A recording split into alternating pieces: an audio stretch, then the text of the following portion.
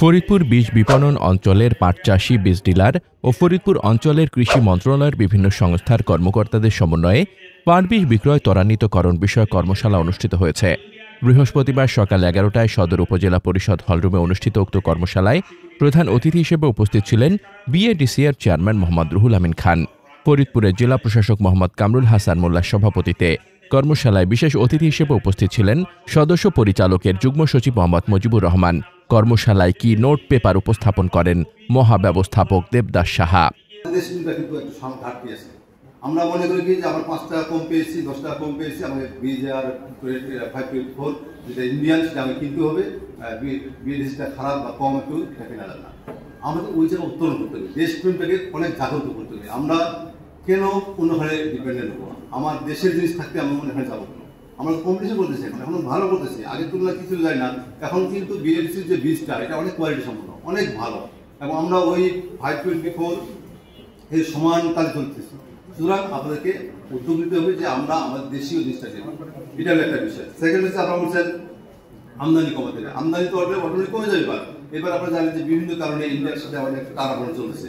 Government আমাদের চিন্তা করছে যে সামহাও এবার আমদানি হবে না, আর যেটা বিকল্প পথে আছে সেটাও হয়তো কমে যাবে। তাহলে আমাদের পাট চাষে আরো ধস নামবে।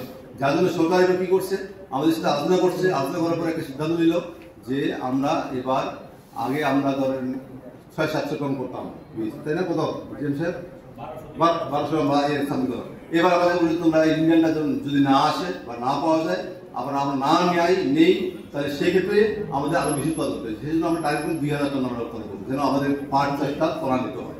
এবং সেইখানে আমরা তখন কষ্ট করলাম, আমি এবং আমাদের সচিব মহোদয়, যে এই যে 2000 টন করবো আমাদের বিক্রি করতে পারবো না। কারণটা কি? কারণটা হচ্ছে আমাদের যে দাম, সেই দামে কৃষক নিতে চাচ্ছে না, বা ইন্ডিয়ান কিছু পুশ সেল আসে, সেটা একটু দাম কম হয়। তখন সিদ্ধান্ত হলো যে ঠিক আছে, তাহলে আমরা পার কেজিতে 100 টাকা আমরা সাবসিডি দেবো। তবুও আমরা আমাদের বীজটা বিক্রি করবো, আমরা বীজ বিক্রি করবো, এবং এই বীজটা যদি কৃষক নেয় এবং উৎপাদন ত্বরান্বিত করে সেই জায়গায় আসবে। যার জন্য আমরা প্রায় 12 কোটি টাকার ভর্তুকি পেয়েছি, সেটা আমরা কৃষকের কাছে এই প্রতি কেজিতে 100 টাকা হিসেবে দিয়ে দেবো। সুতরাং ব্র্যান্ডিং আছে ফরিদপুরে।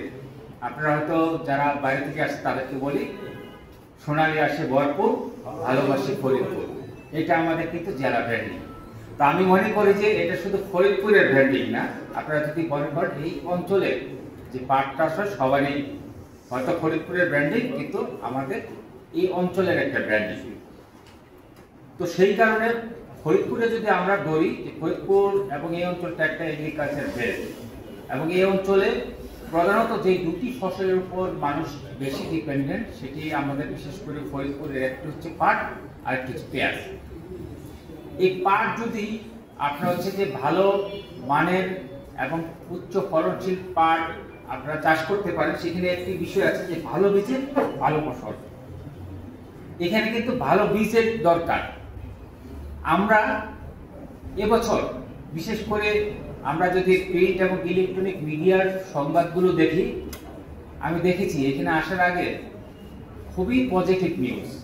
বিশেষ করে আমাদের পাটের ফলন, কৃষকরা ভালো দাম পাচ্ছে, এবং পাশাপাশি যে একটি উন্নত জাত, যেটি হচ্ছে আমাদের হচ্ছে পাট গবেষণা ইনস্টিটিউট আমাদের যেটি আবিষ্কার করেছে, যেটাকে বলে হলো সবুজ সোনা, তোষা নয় সম্ভবত, সেটি হচ্ছে যে খুবই কৃষকদের কাছে আকর্ষণীয় একটি পাট বীজে পরিণত হয়েছে, এবং এটি খুবই কিন্তু হচ্ছে যে জাতীয় পর্যায়েও এই জিনিসগুলো প্রচারিত হয়েছে।